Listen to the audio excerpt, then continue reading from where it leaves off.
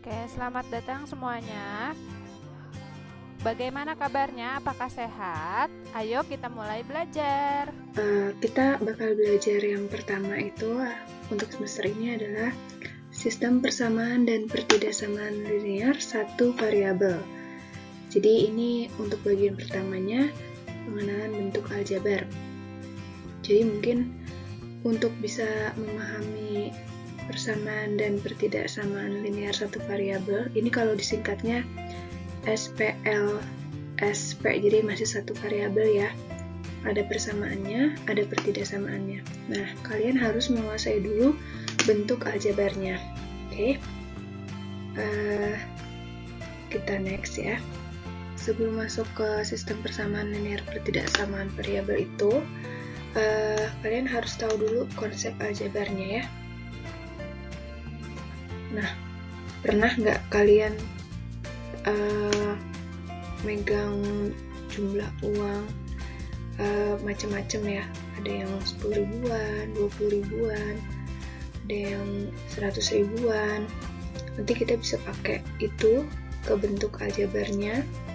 Terus juga mungkin kalian pernah belanja ke pasar, beli tomat 1 kilo, beli cabenya 2 kilo, harganya misal totalnya itu 100 ribu, cabai 2 kilo sama tomat sekilo.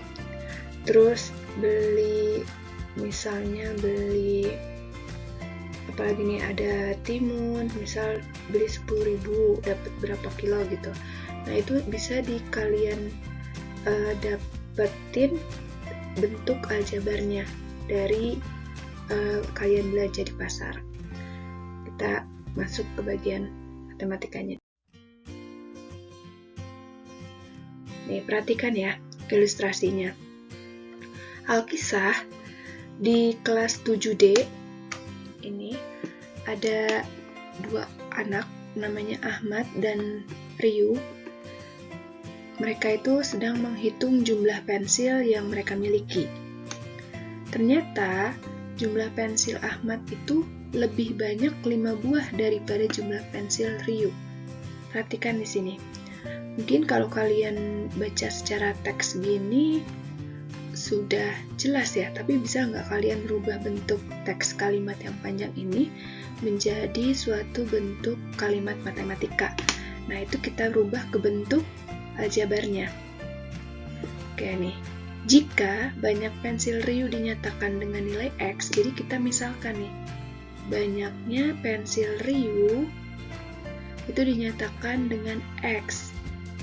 Maka banyaknya pensil Ahmad di sini kita bisa lihat lagi di soal, banyaknya ternyata jumlah pensil Ahmad itu lebih banyak 5 buah, ya enggak? Itu artinya karena dia lebih banyak 5 buah dari pensilnya Riu, kan pensilnya Riu tadi kita misalin X ya. Itu artinya Ahmad itu X ditambah 5 banyaknya pensilnya yang punya Ahmad. Nah, kalau kita misalkan ya, jika pensil Riu itu adanya 4 buah, maka pensilnya Ahmad ada berapa? 4 ditambah 5. Jadi kita tinggal substitusikan nilai X ini sebagai 4. X yang ini sebagai 4. Sehingga didapat 4 ditambah 5 sehingga didapat 9. Begitu. Jadi bentuk aljabarnya apa?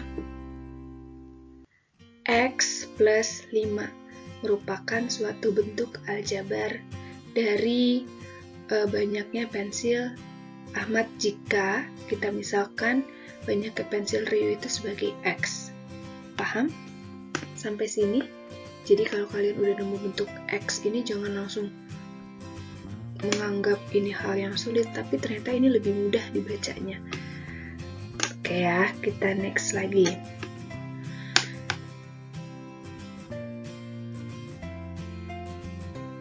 Jadi apa sih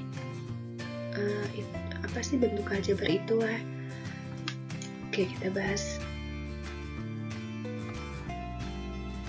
Aljabar itu merupakan suatu bentuk matematika yang dalam penyajiannya memuat huruf-huruf untuk mewakili bilangan yang belum diketahui. Contohnya seperti ini ya. Oke, jadi kalau udah nemu kata aljabar berarti dia itu adalah bentuk matematika, itu yang pertama. Lalu yang keduanya, dia itu memuat huruf-huruf, oke? Hurufnya huruf kecil biasanya. Lalu dia juga mewakili bilangan yang belum diketahui, makanya kayak tadi ada riu, kita misalin X kecil, itu adalah bentuk aljabar. Oke, untuk yang berikutnya. Kita jawab ya, ini ada soal-soalnya. Jadi kita mau tahu unsur-unsur bentuk aljabar. Kira-kira apa ya? Ayo kita jawab bersama, oke? Yang pertama, suku, yaitu bagian dari bentuk aljabar yang dipisahkan oleh operasi hitung. Oke, operasi hitung itu apa? Operasi hitung itu adalah ini penjumlahan, pengurangan, tambah, kurang, itu adalah operasi hitung. Berarti kalau yang dipisahkan itu merupakan suku. Nah, ini contohnya ya. Jadi untuk suku itu ada berapa suku di sini? 1, 2, 3, 4, 5. Ada 5. Yang suku pertama itu 5x, suku kedua itu 7y, suku ketiga min 2x, suku keempat Y, suku kelimanya 9. Oke, untuk yang berikutnya, variabel. Variabel itu merupakan lambang pada bentuk aljabar yang dinyatakan dengan huruf kecil. Berarti yang mana aja? Ada X dan ada Y. Oke, jadi ada 2 variabel. Lalu yang berikutnya, konstanta. Konstanta itu adalah bilangan yang tidak memuat suatu variabel. Artinya yang mana? Si 9, karena 9 itu tidak memuat variabel X maupun Y. Maka disebut konstanta positif. Oke? Lalu, koefisien. Koefisien itu apa sih? Koefisien adalah lambang bilangan yang memuat suatu variabel. Berarti dia itu didampingi nih sama variabel X atau Y ya. Kalau di yang operasi ini ada X, ada Y. Berarti angka 5, 7, min 2, dan di sini Y itu adalah 1Y maksudnya, berarti koefisiennya 1. Mereka itu adalah koefisien 5, 7, min 2, dan 1. Oke? Nih, ya.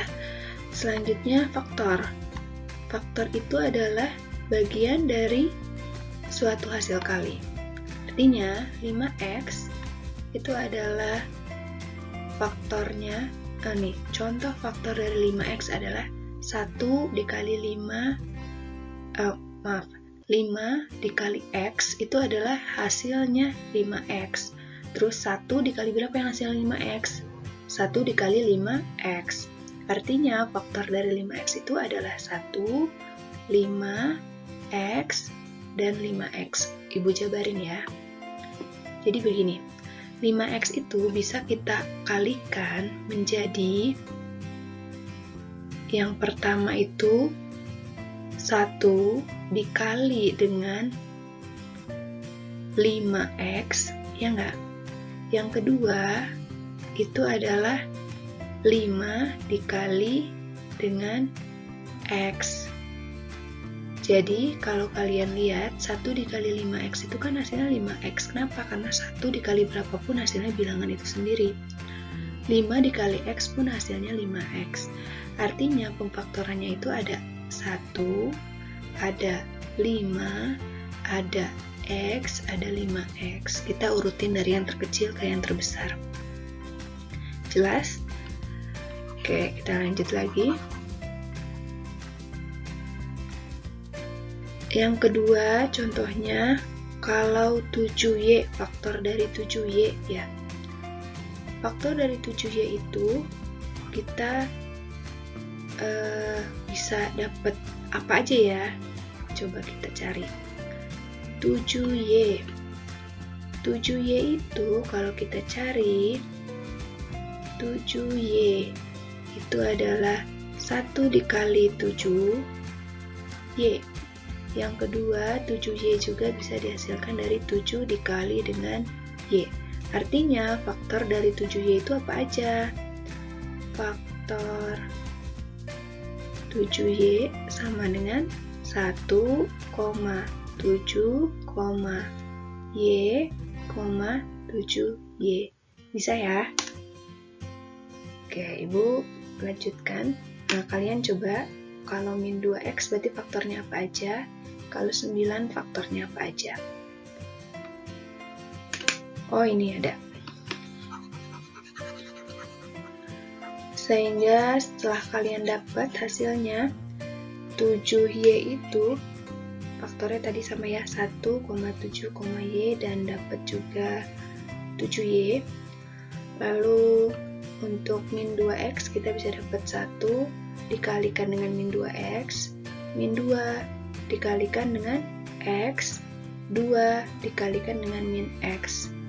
Jelas gak untuk yang min 2X? Min 2X itu, ya Ibu jelasin di sini.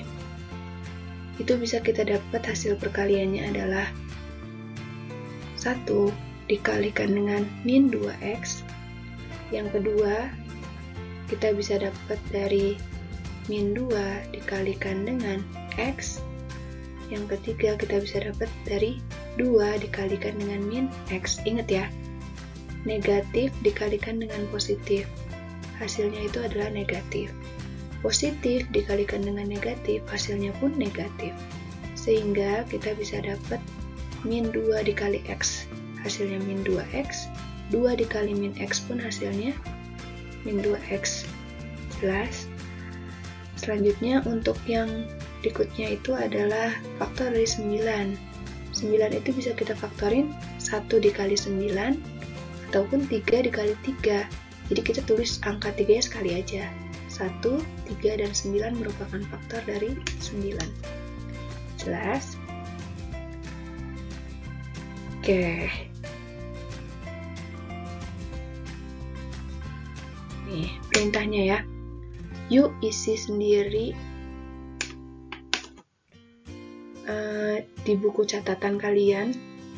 Tentukan ini suku-sukunya. Yang pertama, kalian cari sukunya apa aja dari operasi ini.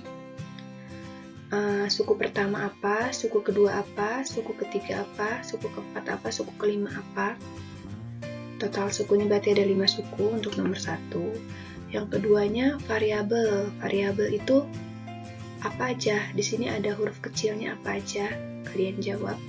Yang ketiga koefisien. Koefisiennya itu berarti angka apa aja? Ingat tadi penjelasan koefisien itu apa? Terus konstanta. Konstanta ingat dia itu yang tidak memiliki variabel. Berarti di sini yang mana? Konstanta. Coba tulis untuk kalian lebih memahami. Kalau misalnya belum paham, diulang lagi video yang sebelumnya. Oke, semuanya sekarang kita lihat. Jika ada sebuah bentuk aljabar, nih dikasih ya bentuk aljabarnya. 2A ditambah 4B ditambah 16A dikurang 7B. Manakah suku-suku yang sejenis? Oke, kita harus tahu dulu suku-suku sejenisnya itu apa sih? Suku-suku sejenis itu adalah suku-suku dalam bentuk aljabar yang mempunyai variabel yang sama sehingga dapat kita jumlahkan atau kurangkan.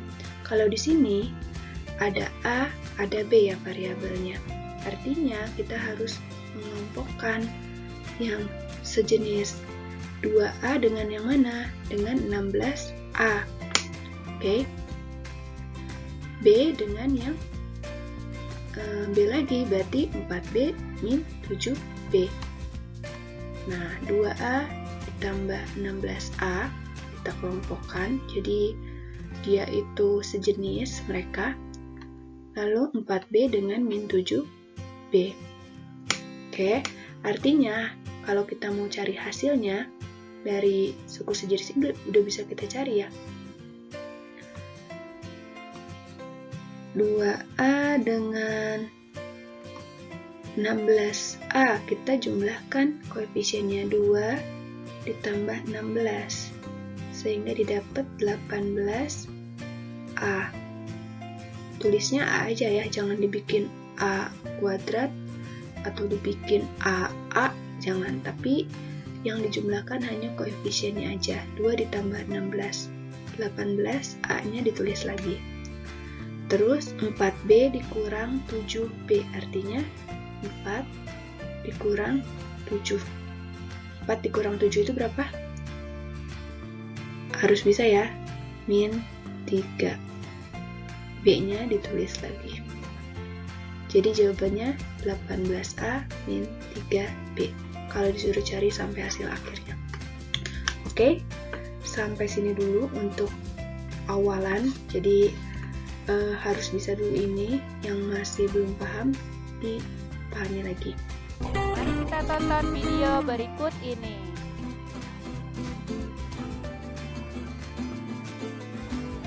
Oke, di sini ada kelinci dan temannya. Sepertinya itu seekor rubah. Nah, mereka berdua ada di jembatan dan akhirnya yang satu orang menunduk. Dan mereka berdua bisa sama-sama saling melewat. Oke. Terima kasih semuanya.